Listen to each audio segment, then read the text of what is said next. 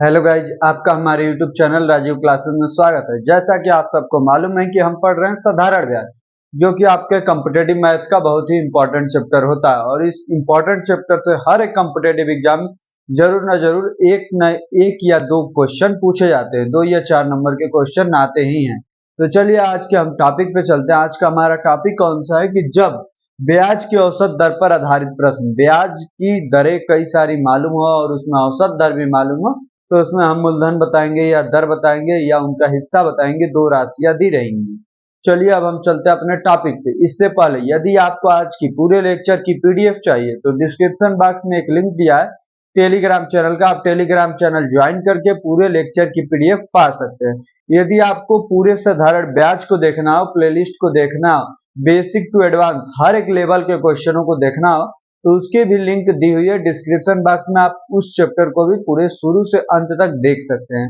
चलिए अब हम चलते हैं अपने पहले प्रश्न पे। देखते हैं हमारा पहला प्रश्न क्या है। देखिए, 1,95 की राशि का कुछ भाग साधारण ब्याज की 15% प्रति वर्ष की दर पर तथा बचा हुआ भाग साधारण ब्याज की 20% प्रति वर्ष की दर पर उधार दिया गया। 3/2 वर्ष पश्चात कुल रुपए 2565 ब्याज प्राप्त होता है। 15% तथा 20% की दर से उधार दी गई राशियों का अनुपात क्या है?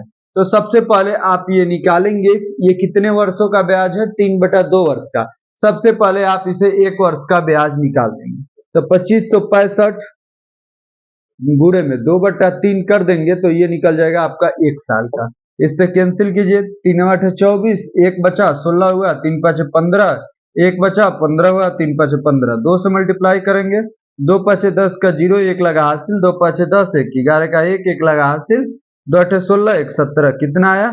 1710 रुपए। अब हमें ये देखना है कि ये जो 1710 आया है ये 9500 का कितना परसेंट है। तो आइए देखते हैं, 1710 बटे में 9500 और गुणे में क्या हो जाएगा? 100। ये 2 जीरो से 2 जीरो कैंसिल, 19 से 5 बार, 19 से ये 19 9 171, 90 बार, 5 से ये कितनी बार में? 18 बार में। कितना आया? मतलब 18% रेट ये जो आया है ये आपका औसत दर है। यही आपका 18% औसत दर है। अब क्या करेंगे, ये जो आपको पहले दरें जो बोला है 15%, एक 20%, इसको लिख लेंगे। इधर 15 लिखिए, इधर 20 लिखिए, और बीच में इनके 18 को लिखेंगे। बीच में किसको लिखेंगे? 18 को। और इनका अंतर लिखेंगे। कैसे अंतर लिखेंगे? तो इसका अंतर इधर लिखेंगे और इसका अंतर इधर लिखेंगे। 20 में से 18 गया 2, 15 और 18 का अंतर 3, तो यही आपका हो गया रेशियो 2:3। हम देखिए कौन सा ऑप्शन सही हो गया, तो फर्स्ट का सी नंबर ऑप्शन हमारा सही हो गया। हमें उम्मीद है कि आपको बिल्कुल अच्छे से ये क्वेश्चन समझ में आया होगा, इस क्वेश्चन का कॉन्सेप्ट समझ में आया होगा। ऐसे ही हम 3-4 क्वेश्चन और करेंगे जिससे आपको भली भांति बिल्कुल अच्छे से समझ में आ जाए। और इस टॉपिक पे जितने भी तरह के क्वेश्चन बन सकते थे, जितने भी लैंग्वेज के, सभी क्वेश्चनों को इस वीडियो में हम लोग कवर करेंगे। चलिए अब हम चलते हैं अपने दूसरे प्रश्न पे। आइए अब हम देखते हैं अपने दूसरे प्रश्न पे। देखिए क्या है, अरुण रुपए 20,000 अपने दो दोस्तों को उधार देता है। 20,000 दो दोस्तों को उधार देता है। वह पहले दोस्त को रुपए 12,000, तो 12,000 लिख लीजिए। पहले दोस्त को रुपए 12,000 8% वार्षिक ब्याज की दर से, 8% वार्षिक साधारण ब्याज की दर पर देता है। अरुण अपनी कुल राशि पर 10% लाभ चाहता है। और कुल राशि पर जो परसेंट होता है उसे कहां पर लिखते हैं? बीच में लिखते हैं। ये आपको भी मालूम है। आप देखिए, अतः उसे शेष राशि दूसरे दोस्त को किस साधारण ब्याज पर देनी चाहिए? शेष राशि कितनी होगी? 8,000 रुपए ही होगी। आपको भी मालूम है 8,000। अतः उसे शेष राशि दूसरे दोस्त को किस साधारण ब्याज पर देनी चाहिए? किस साधारण ब्याज पर? तो यहां पर आपको दर बतानी है अब, ताकि उसे इच्छित लाभ मिल सके। तो आइए इसे हम सॉल्व करते हैं। देखिए, और नीचे में क्या आता है हमारा? जो नीचे में आता है वो क्या आता है? अभी जो पहले प्रश्न को सॉल्व किए थे तो वहां पर आपको हिस्सा मिल जाती है। मतलब 12,000 रुपए इसको दिए जाते हैं और 8,000 रुपए इसको दिए जाते हैं। जब आप इन दोनों का रेशियो निकालेंगे तो ये 4 हो जाएगा, सॉरी ये 3 हो जाएगा और ये 2 हो जाएगा। यही आपको आएगा। तो देखिए ऐसे आप लिख लेंगे।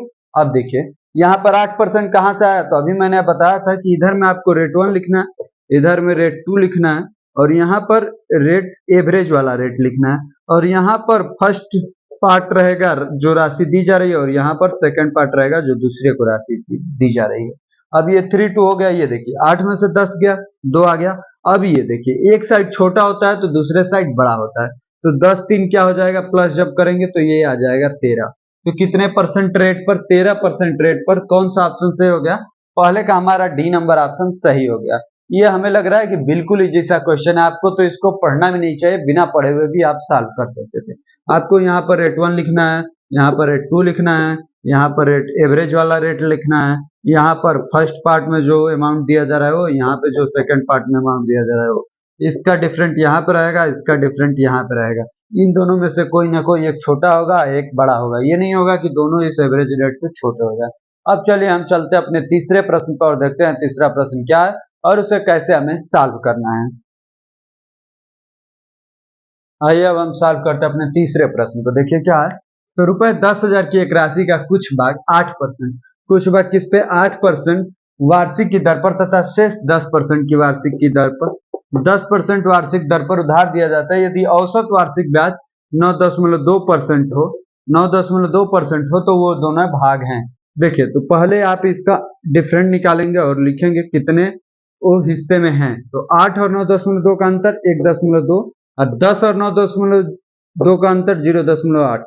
इन दोनों का निकालेंगे, कैंसिल करेंगे तो 2 रेशियो किस में आएगा, 3 में। 2 रेशियो 3 में। और कितना रुपए है, 10,000। 10,000 रुपए है।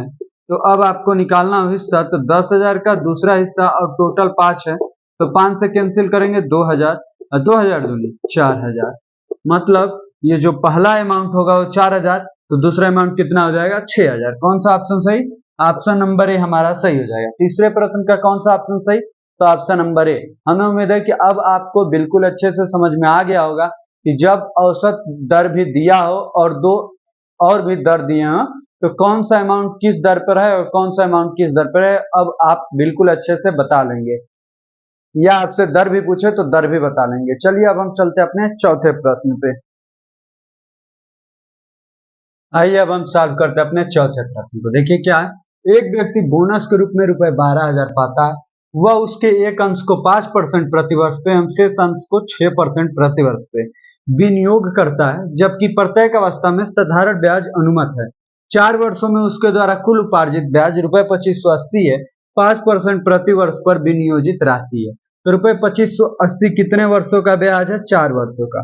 तो आप इसमें 1 साल का निकालेंगे ब्याज, तो 4 से भागा देंगे, 4 से भागा देंगे तो 4 6 24, 1 बचा 18 हुआ, 4 चौके 16, 2 बचा 20 हुआ, 4 पचे 20, कितना आया 645। ये क्या है, 1 साल का एसआई है। अब ये निकालेंगे कि 12,000 का 645 कितना परसेंट है, 645 12,000 का कितना परसेंट है, ये आप निकाल लेंगे तो गुणे 100, ये 2 जीरो से 2 जीरो कैंसिल। अब 5 से कैंसिल कीजिए, ये 24 टाइम पे आइए, 5 एकम 5, 1 बचा 14 हुआ, 5 दूनी 10, 4 बचा 45 हुआ, 5 9 45, कितना आया 129/24 आया, 129/24। अब इसे आप भागा देंगे तो दशमलव में ही जाएगा, या आप इसे ऐसे भी रख सकते हैं, या 3 से कैंसिल कर लीजिए, 43 बार, 3 से ये 8 बार, कितना आया 43/8। ये क्या है, आपका एवरेज रेट आपने निकाल लिया है, कितना 43/8%। अब देखिए पहला हिस्सा कितने पे था, 5% पे, दूसरा हिस्सा 6% पे, और एवरेज कितना है 43/8। अब आप इन दोनों का अंतर निकाल लेंगे, इन दोनों का अंतर यहाँ पे और इन दोनों का अंतर इधर।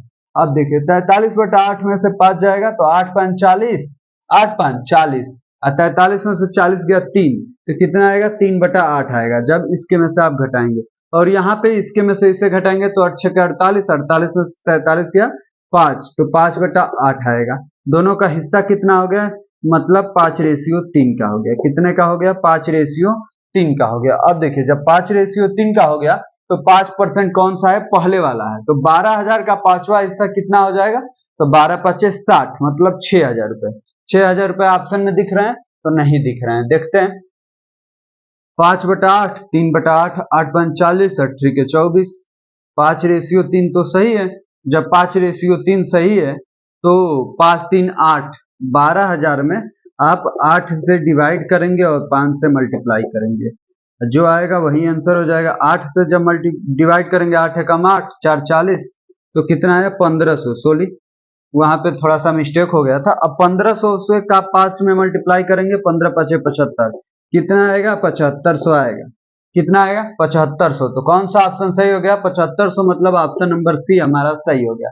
चौथे प्रश्न का कौन सा ऑप्शन सही हुआ, तो चौथे प्रश्न का ऑप्शन नंबर सी हमारा सही हो गया। इस प्रकार आज के लेक्चर पे जितने भी क्वेश्चन बन सकते थे उन सभी क्वेश्चनों को हमने सॉल्व कराने का प्रयास किया है, और हमें उम्मीद है कि आपको बिल्कुल अच्छे से समझ में आया होगा कि जब ब्याज की औसत दर पर आधारित प्रश्न आएंगे तो उनको हम कैसे सॉल्व करेंगे। और यदि आपको बिल्कुल अच्छे से समझ में आया होगा तो चैनल को लाइक कीजिए, वीडियो को चैनल को सब्सक्राइब कीजिए, वीडियो को लाइक कीजिए और दोस्तों को शेयर भी कीजिए। इसके बाद यदि आपने चैनल के प्लेलिस्ट वाले हिस्से में जाकर के आप पूरे प्लेलिस्ट को देख सकते हैं, साधारण ब्याज को।